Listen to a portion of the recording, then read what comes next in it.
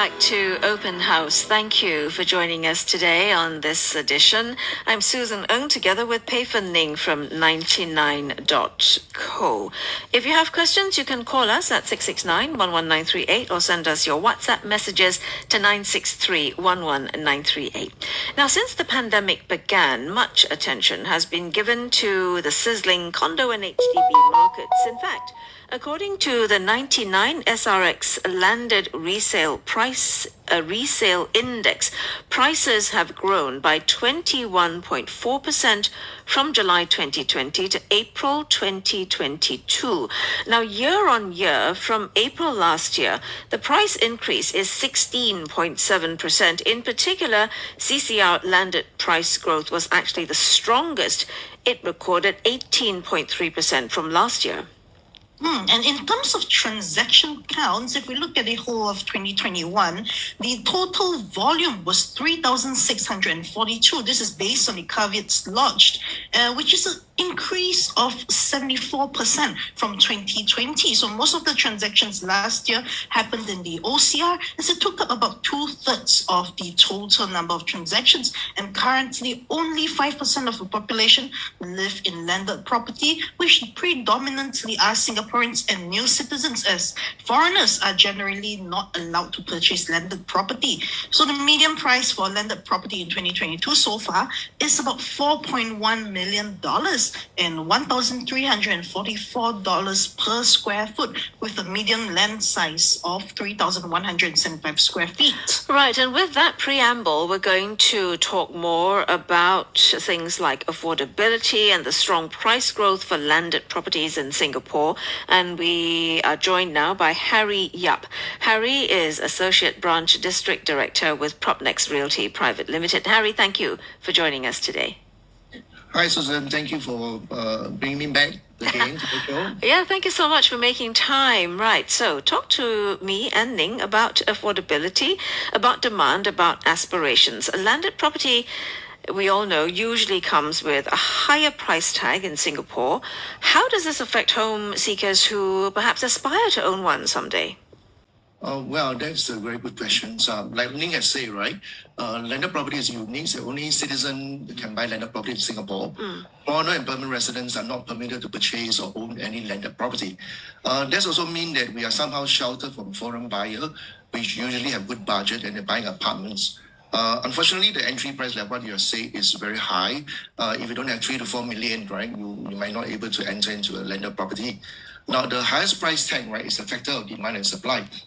In total number, right, landed properties are very limited, around 70,000, I think, around whole of Singapore. And this number are set to stay as the authority does not provide new land for landed development. So then let's talk about the financing requirements for landed properties and private non-landed properties. So the differences or the similarities. What should prospective buyers who are looking to buy landed properties take note of? Okay, surprisingly, the guideline in competition are the same. You want to buy a landed or apartment, right? It's the same.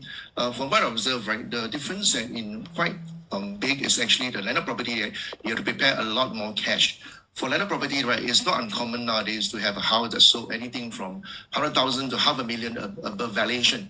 And this amount above valuation had to be fully paid in cash. So when you are planning to purchase a landed property, right, do add in this extra cash component to your financial planning, which might be quite huge in some cases. So what else do we need to take note of, though, Harry? It's not just about the price of the property, is it? Well, I mean, if you look at the income of the, I would say, the Singapore, right? For landed property, about 5-8 million, right? You're talking about income about 30,000 a month, 50 to 40,000 a month in terms of household income.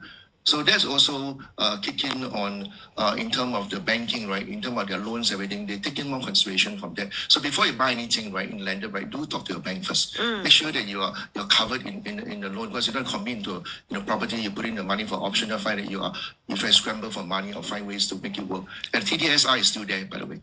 Okay, I was about to ask that. Aside from before we let you go, not before we let you go, but before we take a break, though, is there hidden costs? Are there things we must take note of? Oh, definitely there is, because for landed, right, you own the land. So it means that everything on the lands belongs to you. So even there's something happen like pest issue, something foundation issue, or the building itself is on top of it, there are some cracks and everything, right? Sometimes you might buy, you might not see it. But after you bought it, right, you get a surveyor, you do renovation. Oh my God, this happening. And that is very, very common if you buy an old landed property.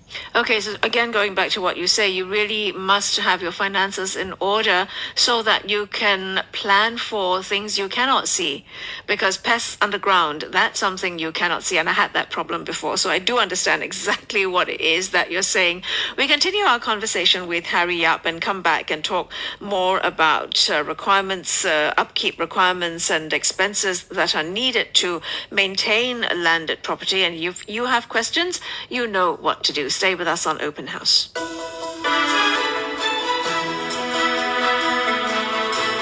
Thank you so much for staying on here with us on Open House as we continue our conversation with Harry Yap, Associate Branch District Director with Propnex Realty Private Limited. And today we are talking about the strong price growth for landed properties in Singapore. And, you know, Harry, you've already set the groundwork for us to talk about affordability, about demand, and also the financing requirements that are needed before you even purchase landed property.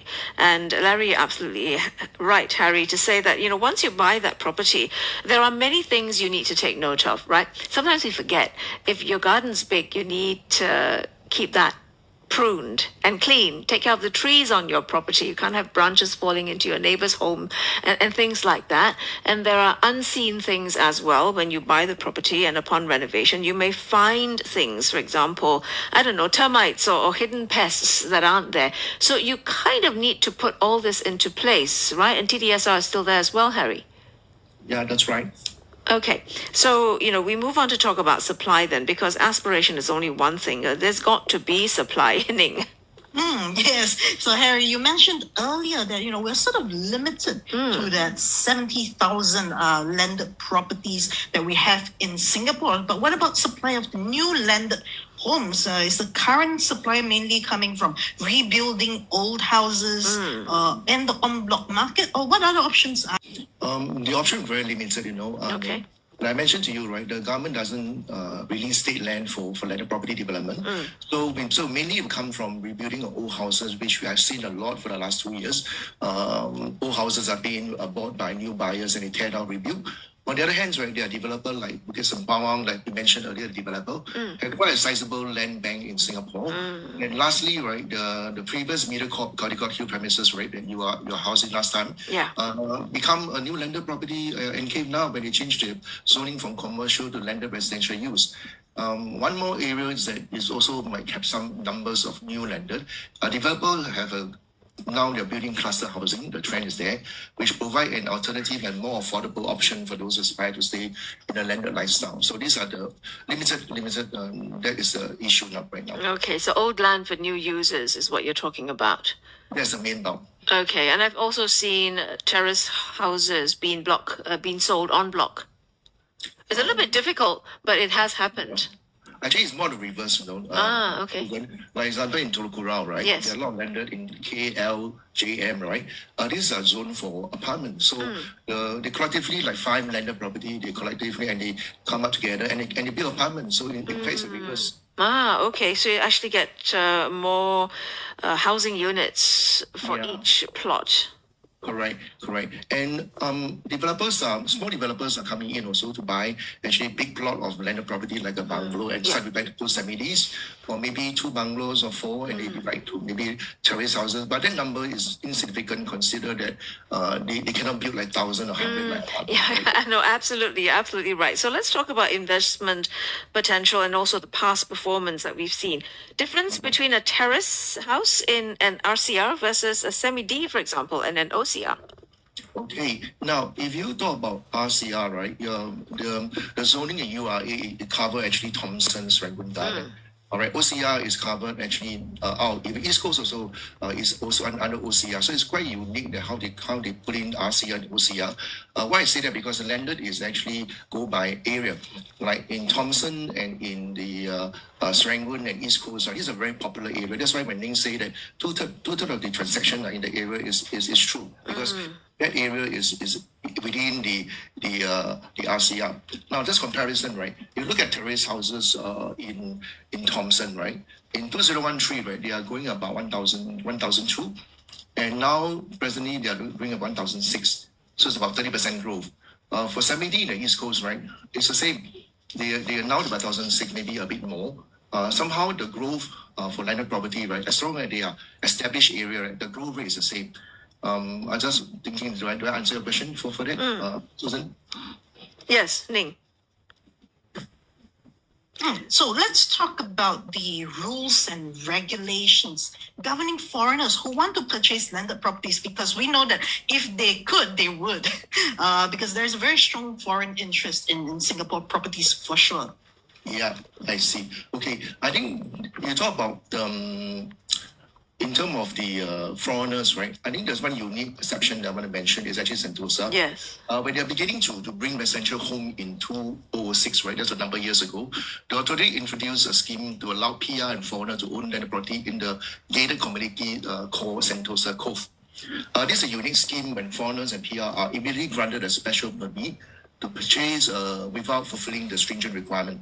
So that attracted a lot of high net worth foreigners and millionaires to Singapore to own actually a holiday home, which they are still owning till now, and you only see them during summer holidays. Okay, so this is Sentosa, and the rules and regulations governing foreigners owning other landed property has not changed. No, they're not changed. Only provided certain, just because Sentosa, they want to attract actually foreigners, right? All right, to own a landed property. So, but they're unique in the sense that the houses there are all double 9 years, and they are so-called gated community, which means the houses are not allowed to build fences and gate. So you can just literally walk to any front door of any house in that particular community, not like in our normal landed property. And that's actually the norm in some countries, Harry, isn't it? Where there are no fences and gates between property lines. Yes, correct. So it's very unique in a sense. So there's only things that there is like what I mentioned is only the exception the government giving. They are very strict because land ownership in Singapore is very sacred. They want to keep it within the citizen. So let's talk about affordability. I mean, we've talked about supply and demand and, aspirations, the financials. So let's talk about affordability. Where would you find landed property that could be affordable for most people? Okay, if we talk about affordable, means that the entry is the easiest, right? Yes. You look at landed property, there's double 9 leasehold title. That's the most affordable. And also, don't look at the traditional region, like I told you, the central region.